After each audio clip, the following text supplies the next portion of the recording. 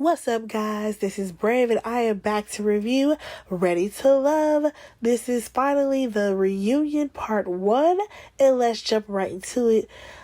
Actually, before I jump in, let me just say that no, I did not review the last 2 episodes because honestly, the show got super boring for me. But let's talk about this reunion because y'all already know. That's where all the mess is. So, first things first. I feel like nobody looked good. Let me just be honest. Like, nobody really stood out to me as far as their outfits. I really want these people to learn, no, you do not have to wear satin because that's not the only fabric that's out there. Actually, no, I take that back. You guys know who looked really nice? Sydney. I like Sydney's dress. Yes, it was a simple black dress, but it fit her body like a glove, and it looked good on her. Now, as far as the men, though, the only thing I can keep thinking about is, what's his name? Cornelius. What was that? What was that Gordon Gartrell outfit that he was wearing? I mean, it looks so bad and ill-fitting. Absolutely not. Oh, and also Frank's boots. You know what? Not even about to go there. Let's go ahead and jump into the actual show. So, first off, Tommy was not there. Unfortunately, Tommy tested positive for COVID, and we had a new host who happened to be Tanika Ray. Now, if you guys know anything about Tanika Ray, she used to be a host on, I want to say, like, Extra or Access Hollywood, one of those like TV shows that was about like celebrity hot topics. But now she is hosting the reunion. Now, overall, I did miss Tommy. I'll be honest, and here's why. Because Tommy knows each of these people, and I feel like he would have asked better follow-up questions than what Tanika did. But that's not what we got. So, let's talk about first things first. We actually started off with Sean. And I'm just like, that's interesting because usually you would start from the beginning of the series, as in, these are the 14 people who came together, or not 14, how many ever people? 20 people who came together, and, we would talk to who got voted off first. No, we start talking to Sean and basically asking him why did he say hallelujah when he got, the boot. And he basically said that he did not have a good time on this show. I found it to be very telling for him to talk about his expectations for this show and how it was not fun for him. By the time he jumped in, honestly, everybody was kind of already moving on to their person, and he didn't have any real connections as far as who he was, who was actually reciprocating feelings towards him. Because when you think about it, Zadia, Mumin, Camille, they weren't checking for him. Shiloh wasn't checking for him. Who checked for him? Aisha and Sabrina. Neither one of them want children. He wants children. That was never going to work out. As far as Tasia goes, I feel like by the time he starts to connect with Tasia, he was already over the show. Let's be honest. All right, now let's hop on over to Phil and Sydney. So they are actually still together after the show. I'll be honest, I can definitely see why they are still together, because it seems like, she was more of like the outgoing party girl, while he seemed more like a homebody. So it seems like it kind of balances out or whatever. Now, there were a few questions that was asked in this segment that I gave a side eye to, and that's why I was just like, yo, where's Tommy? Because she basically, Tanika, she asked like, oh, well, what made you be so drawn to Phil or whatever? And Sydney was like, well, all the rest of the guys were like trying to get to know me and come up to me or whatever, but he wasn't. And I'm just curious, who was trying to get to know Sydney? If y'all can recall, I only remember Dante, because they went out, and Phil. That's the only people I can recall. There was no Walter. There was no Cornelius. There was no Sean. Like, who is all these guys? I know for sure it wasn't Naim, because he said she was annoying. So who's all these guys, Sydney? I'm just curious. So as far as do not want to confuse him, Phil, when she asked him, like, oh, well, what was different about her? And he was like, oh, well, with our conversations and basically who I thought she was is not who she actually is. Like, basically, he thought she was just some wild, ditzy party girl, but he realized she does have a brain. I feel like that's where we were going with that. And then Tanika followed up saying, oh, so, like, will you guys be getting engaged soon? Or something like that. And I'm just like, how long has it been since filming? How did you get engagement out of that? Like, they just told you that they're dating exclusively. How are we jumping to engagement? Like, that's a big jump. But whatever. They are happy. I'm glad that they're still together because y'all already know how this show usually rolls around. And ain't nobody together by the time we get to the reunion. Alright, so the next segment that we had was all about Camille. One thing that I will say is that I wish that we could have, like, knocked out Camille and Cornelius all at the same time. So that way we didn't have to keep revisiting them, because I feel like there's a couple of people that we're probably not going to get to by the time we get to part 2. But you know what? We'll see. So we get to Camille and how she has all these multiple personalities. According to her, she has prayed them away. And now she's only Camille. All right, girl. So Tanika, she literally looks at them and says, hey, you guys are super booed up. Have you guys moved in together? I'm like, how did you get there, Tanika? Like, you didn't ask the question of, wow, so you guys are still, going strong, considering you got booted off Cornelius and Camille, you left with him. Like, what made you make that decision to leave with him? Like, those are the type of questions that I was expecting. And Tanika's asking if they moved in together. And this man is not willing to have sex before marriage. Why would you think he would shack up with Camille? Make it make sense. And not to mention, Camille also has a child. Like, Camille has a whole child. Why would she try to rush into something when she knows that she has a child in this? Like, usually people who have children do not try to move that fast in relationships. That's just the people that I know. But, maybe Tanika knows some different type of people. So, of course, there is mention of how possessive Camille was over Cornelius.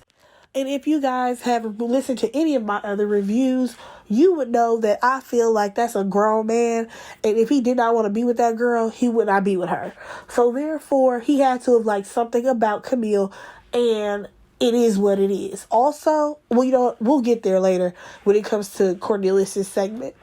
So, they talk about how, like I said, she's possessive and how she makes all these faces, blah, blah, blah.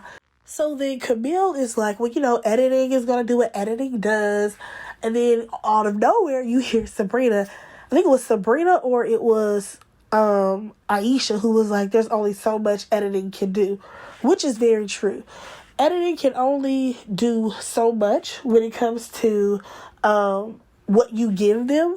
However, let's just say that I have definitely worked on some projects, and editing can definitely work things out to make things look something totally different. That's all I'm going to say. And I want to move on from that. Now, here's one thing that I found to be funny. So, at one point, Tanika goes over to Sabrina and basically it's like, do you have anything to say? And Sabrina is like, no, I don't have anything to say about their relationship. It's not helping me pay my bills or pay my car note, blah, blah, blah, right? I said, ain't that funny? Because if y'all can recall, when the group found out about how Camille had been engaged 3 times or whatever, wasn't it Sabrina piping up in her confessional? It was like, Camille has some growing to do. Cornelius, he must be, being held hostage. All this stuff. It's like, no, you had stuff to say in your confessional. And you clearly want to get some things off your chest. Because I'm not even going to lie, y'all.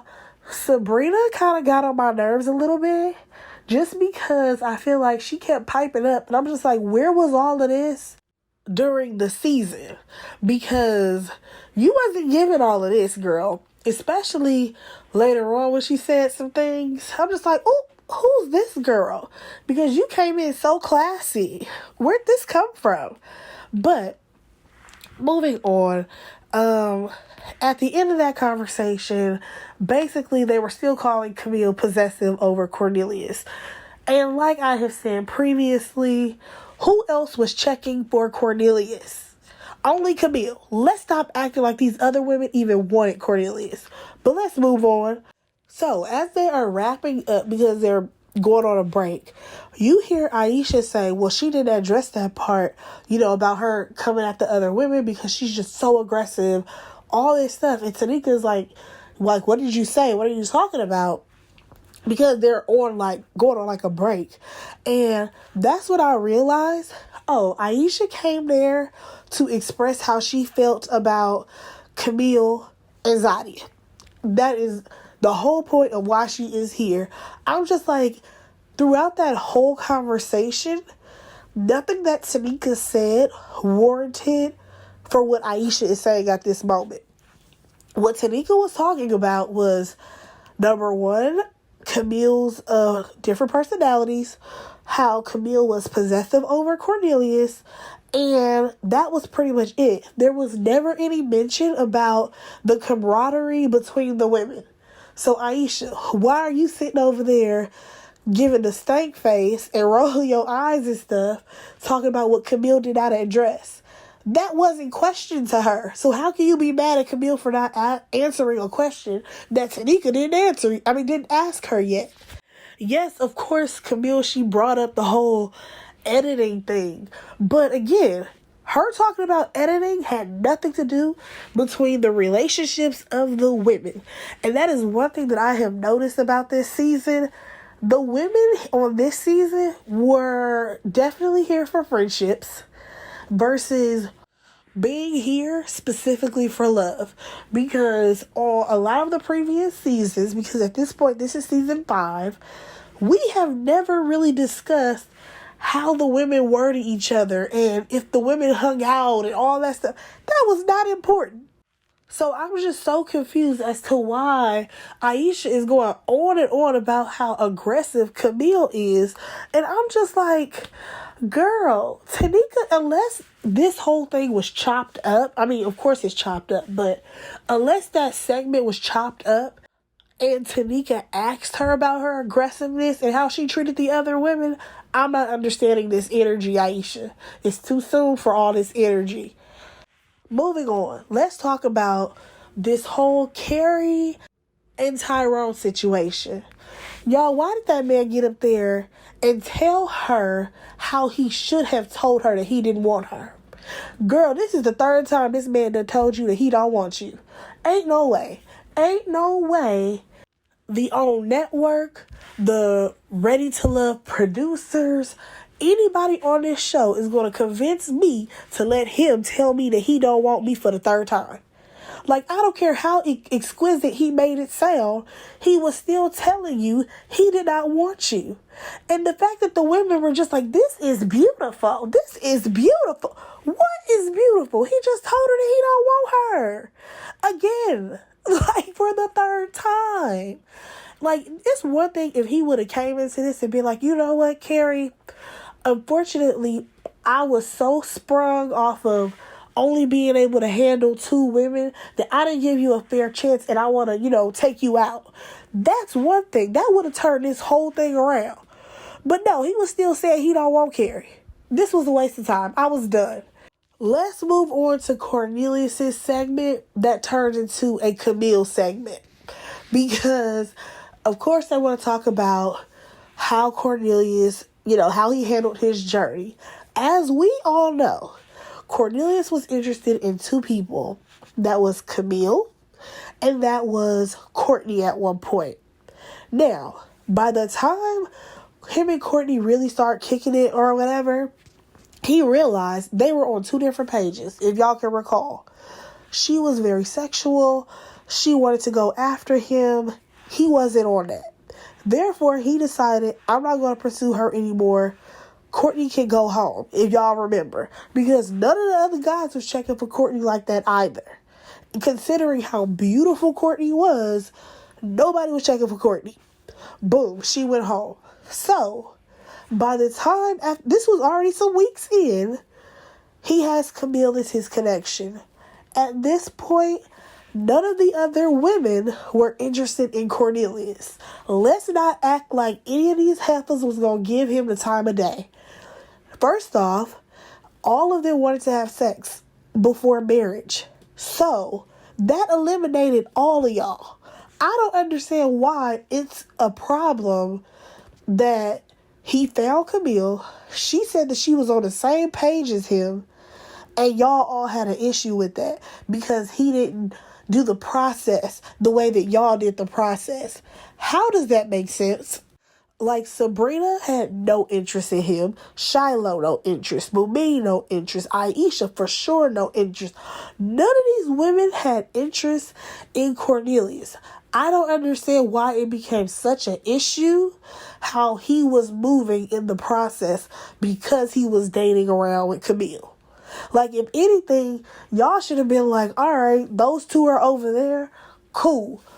But you know what? Let's just go into how Tanika was asking terrible questions. Her first question after they run the reel of Cornelius and Camille is, do you guys watch the show together? And I'm just like, that's a dumb question.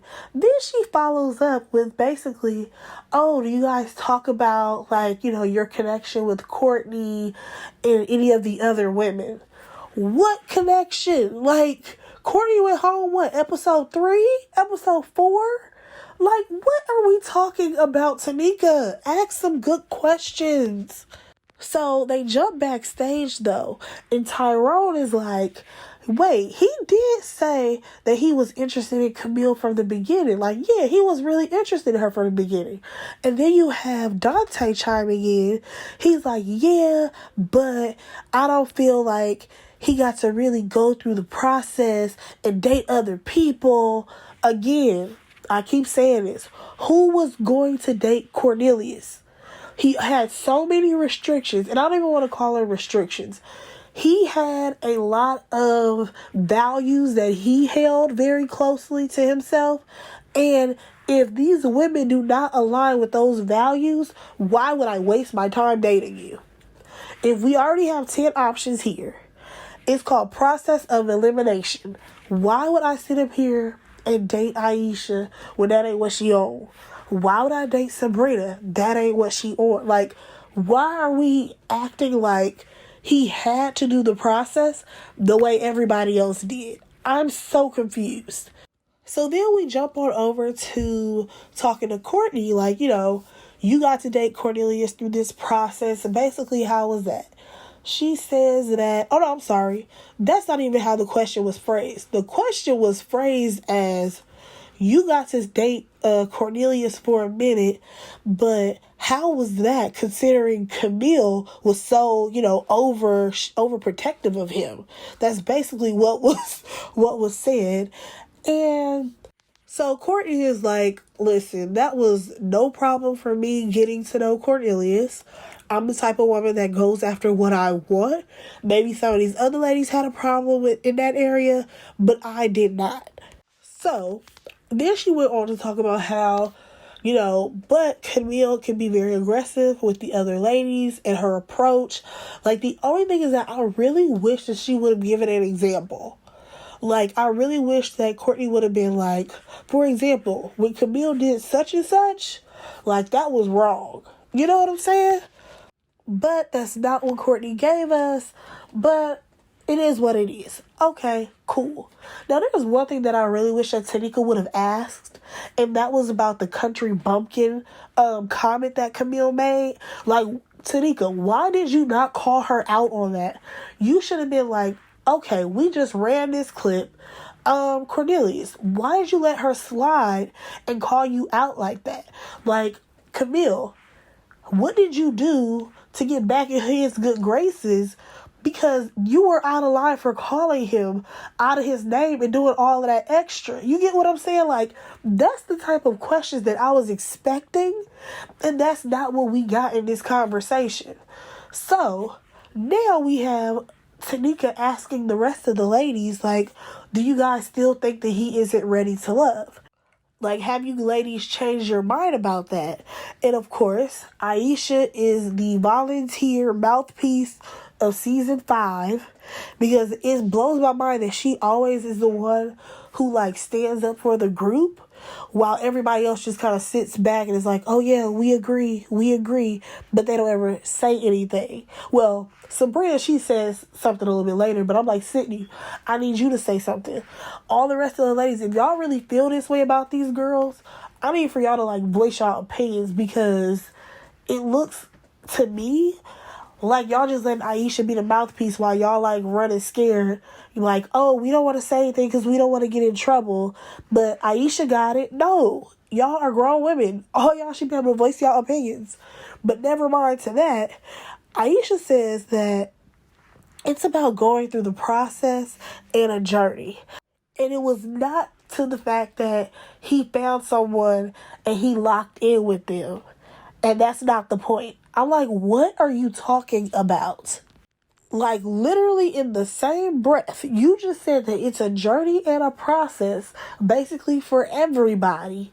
And it's not about if he decided that Camille was going to be his person or not. Isn't that his journey? Is that not his process? But no, this has to circle back to Camille, because she then goes on to say that when you're dating a person and they're aggressive and they're not letting anybody else get a chance to know him, again, did we not all watch the same show? When was anybody checking for Cornelius? So then Aisha goes on to talk about how what's her name? Camille made that threat of how she was going to F everybody up at that table, regardless if it was an antic or not. It's a problem. And then she goes on to talk about how whether she wanted to shoot her shot or not, on the first day that she met him, she couldn't get a word in because Camille basically overtalked her. I'm like, Aisha, first off, what we're not going to do is talk about how everybody's process is this and that, but you're complaining about his process because of Camille. Like, everything that you're saying is all aimed at Camille. This technically has nothing to do with Cornelius. Like, that's how I feel about this whole little speech that she's giving. Now, when she says that the first day she couldn't get a word in with him, okay, that's fine. Did you make an effort at another time to try to get to know him? Or what? Because y'all went through a process for weeks and weeks and weeks. There's no way you can tell me that Camille had this man on lock like that. Because like I've been saying, y'all were not paying no attention to Cornelius. Why are we playing? Let's go back to week 1. Aisha, you were interested in Frank, okay? Then you moved on to Sean and Dante, and you even went out with what's that guy who has the blonde hair right now, Carrington. Like, you went out with like a lot of the guys, but you never showed any interest in Cornelius. Same thing with Sabrina. Sabrina was all about Walter. Then she randomly went out with Dante, and that went nowhere. And then Sean came along. Sydney, you weren't checking for him. He's not even your type. Like, why are we acting like y'all were ever interested in Cornelius? And then you have Sabrina saying, I still feel like he has regrets. I'm just like, wait.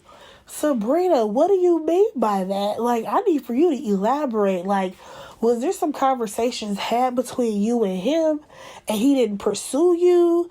And you were like, yo, what happened, Cornelius? Like, what happened there? Because he seems like he good with Camille. Listen, if you just sat up there and said that you ain't worried about them, then if he has regrets or not, that should not matter to you.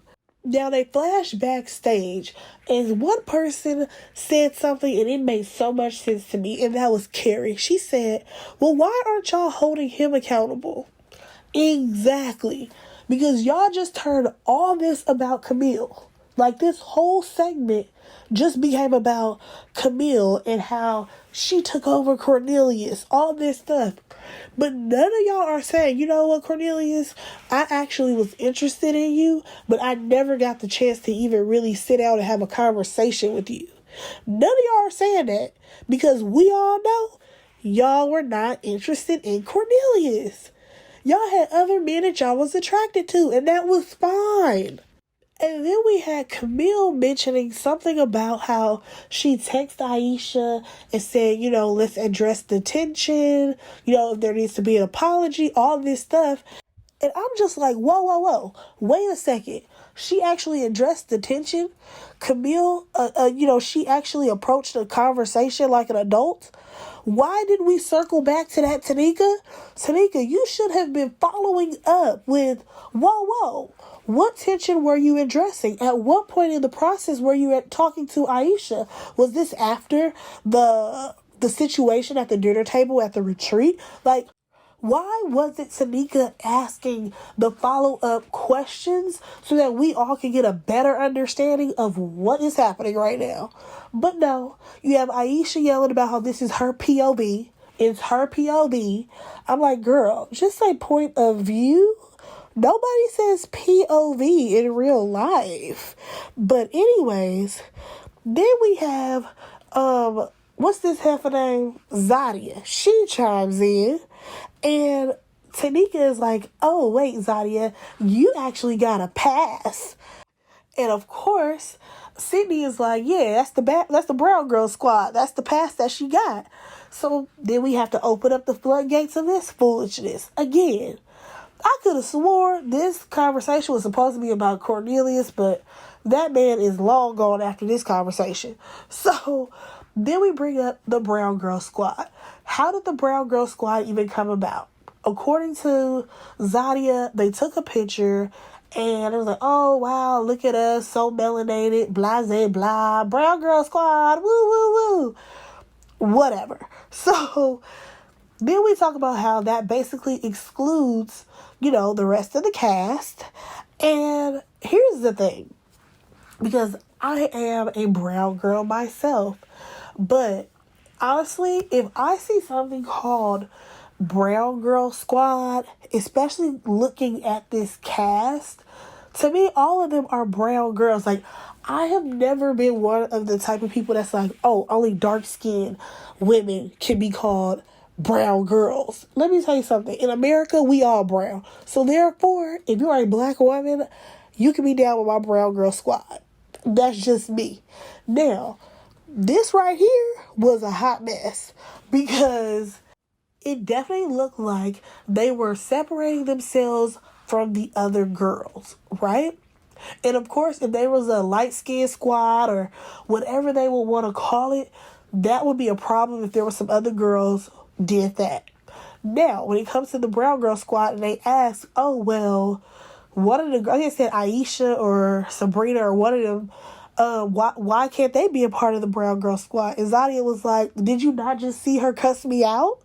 And I'm just like, see, that there's some truth in that. Everybody can't be a part of the group if we ain't friends. So I don't even understand why we asking them type of questions. Now, this is when Sabrina pipes up and she tells Zadia that she has been treating her like trash from the beginning. And I'm like, where's the follow-up question? Tanika, you're not doing a good job. Where is the follow-up question of, whoa, well, what has she been doing behind the scenes? Like, was she sabotaging y'all? Like, open up the floodgates. What's happening here? Next thing you know, Zadia, she's walking off the set, and I can't lie.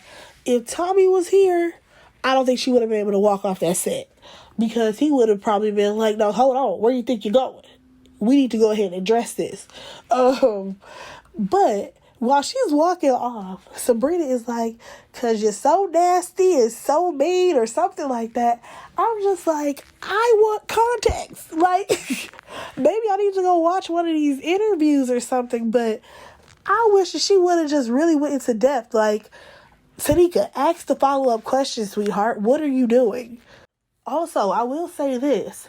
One thing that's so interesting to me is that whenever we talk about the Brown Girl Squad or anything like that, why is Mumin never there? I thought she was a part of the group.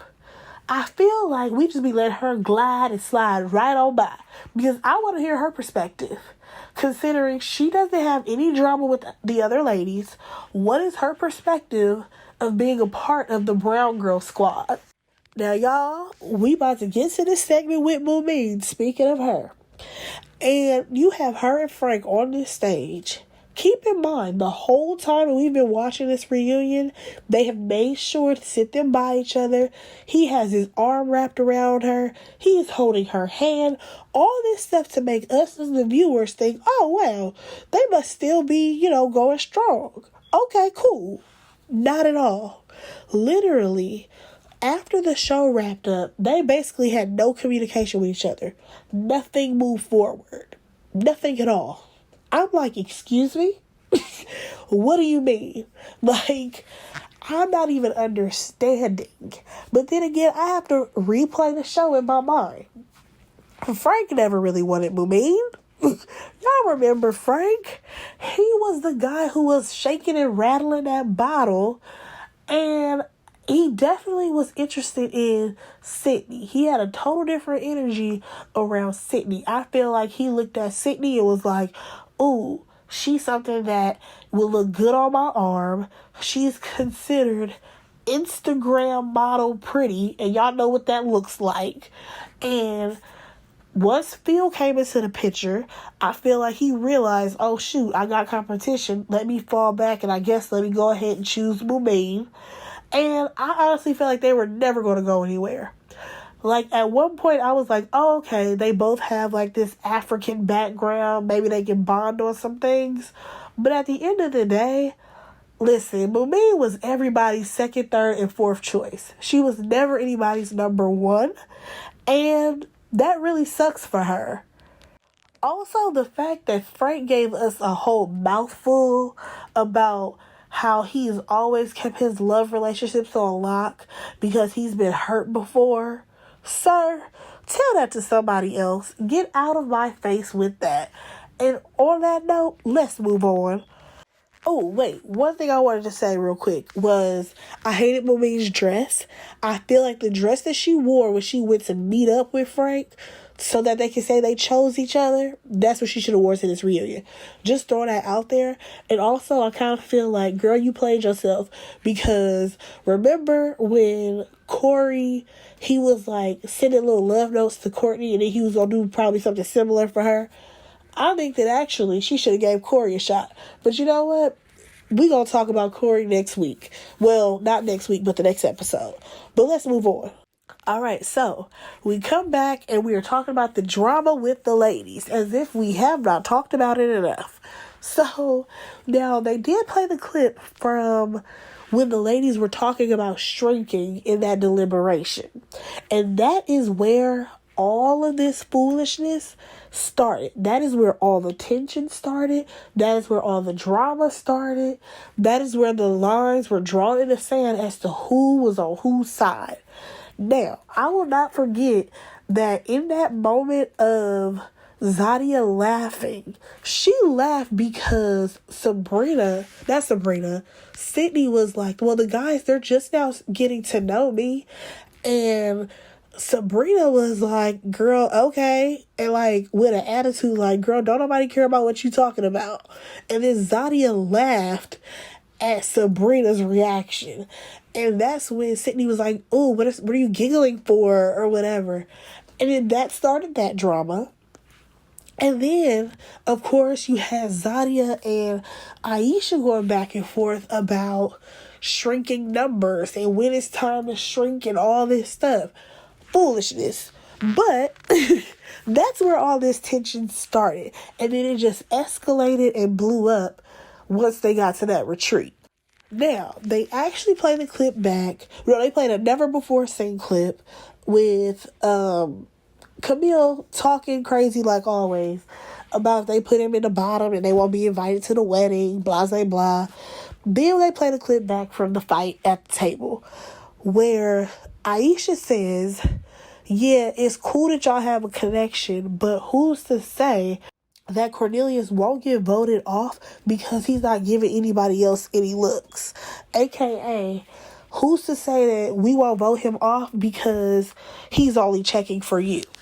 Now, that is where I think I had an issue with her point of view, because if we can recall the premise of the show, it's called Ready to Love.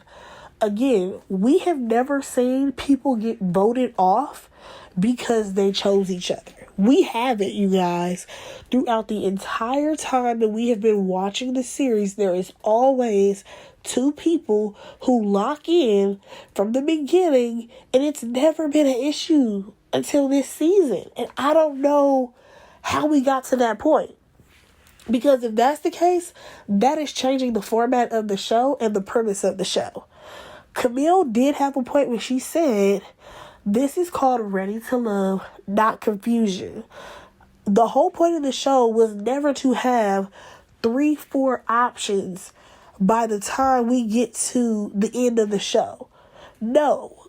If y'all recall, after all these seasons, yes, there's usually like one person who has to make a decision between two people. That's usually how it is. By the time we got to this point on this season, I feel like it was a bunch of confusion. You had Walter, he didn't know who he wanted. Moline didn't know who she wanted. Frank didn't know who he wanted. Sydney didn't know who she wanted. There was just a lot of people who did not know who they wanted. And we had never gotten that in any other season. So, now after they played the whole clip of what went down and all that stuff, why was Sabrina saying, should I take my shoes off now? Who are you going to run up on? Who are you going to put hands on? Because none of that had anything to do with you. Nobody was checking for who you was interested in. This was no fight over Walter. This was no fight over you. Why were you going to take your shoes off, Sabrina? Please explain. So next thing you know, Naeem pops up and he decides to tell us that at one point all the men wanted Zadia or whatever in deliberations. Now, here's one thing that I will say. If y'all have listened to any of my reviews, I kept saying, like, dang, all the guys keep saying Shiloh, Zadia, Shiloh, Zadia. We never saw them go on dates. We never saw them talk to each other. But the dudes would constantly say those two names out of all the women. Now, one thing that I was still trying to figure out, because even once we got to like the end of the season, I'm like, yo, everybody fell off the Shiloh train. What happened to all the dudes liking Zadia? I was confused. But once he said that, all the women are like, oh, no, that ain't what this is. Even Carrie pipes up. At one point, Sydney is like, can one of y'all men check him? Blah, blah, blah. I'm just like, oh, okay, cool. However, no man jumped in. I was like, Phil, that was your shot. That was your shot to jump in. But he didn't do that. So, next thing you know, you have Tanika asking about Aisha and her connections, but she's asking this to Zadia, and Zadia is like basically explaining, well, she had connections, but they weren't locked in, as in she wasn't moving forward with just one person, even though she was, and she just didn't say nothing because they was talking on the low. Because she said Sabrina and Walter, they locked in, because y'all remember he wasn't fooling with Mummy no more. Camille and what's this dude named Cornelius, they had locked in. And of course we still had the few floaters that were floating around. And if y'all can recall, even Shiloh was trying to lock in with Phil at that point, because by that point we had only had like 2 episodes left. So Aisha is like, no, let me go ahead and tell you what happened. Aisha explains that, she cooked dinner for everybody because y'all know she puts it down in the kitchen, and how Camille, she was just like, she gonna F everybody up if they put Cornelius in the bottom. Now, y'all, I don't understand why Camille was like, she didn't say that. But I'm like, no, sis, you said that. I think you may have said it under your breath. And, of course, with mics, they can just turn your mic up. But you definitely said it. The only thing about her saying that, or should I say, I feel like Camille definitely said that she was going to F them up if they put Cornelius in the bottom. And I feel like she said it under her breath and that they turned the mics up, because I definitely see Aisha giving her a reaction. Actually, not just Aisha. I think every woman at that table, or everybody at that table, would have given her a reaction like, yo, like that's too hard. Like, you going to be, you're doing too much. If she would have said that louder, because the haterish comment, I don't understand how that would get you riled up, but now somebody said they gonna F you up. You get what I'm saying? Like, that's the only thing that I'm just like, no, you said it. You just probably said it real low under your breath, but of course you're mic'd up so they can turn that sound up. But yeah, her saying that, completely out of line. Like, you shouldn't be over here saying you gonna, like, beat somebody up because they put this guy you're interested in the bottom. Like, girl, get a grip. Now, one thing about Tasia is that she was over it. She was done with this conversation. I feel like Tasia was over this being the Camille and Cornelius show. And what I mean by that is that we already had one conversation about Camille, right? Then we had another conversation about Cornelius. Then that conversation turned into being about Camille yet again. Then after that, we have this conversation, and it keeps circling back to Camille and Cornelius and the Brown Girl Squad, and it's literally the same people over and over and over again this entire episode. Like, we need to go check in on Walter. Walter, what's going on over there? Because Sabrina turned you down. Who else got Shiloh? Oh, wait, my bad. Shiloh didn't even show up. But what's going on with Corey? What's going on with, whoever else is on the show? Y'all got all these randoms sitting back here. What's going on with them? Carrington, who you dating? Like, why are we not asking other people questions? Like, this became too much about Camille and Cornelius for me. Like, every segment kept turning and regurgitating about them. And I am just hoping that by the part 2 of this reunion, we don't even mention him. That is what I'm hoping for. But let me know what y'all thought about this review. I already know a lot of y'all are against Cornelius and Camille, which I'm totally fine with y'all being against them. I don't care about these people. But go ahead and like, comment, and subscribe to my channel, and I will talk to you in the next one. Bye, guys.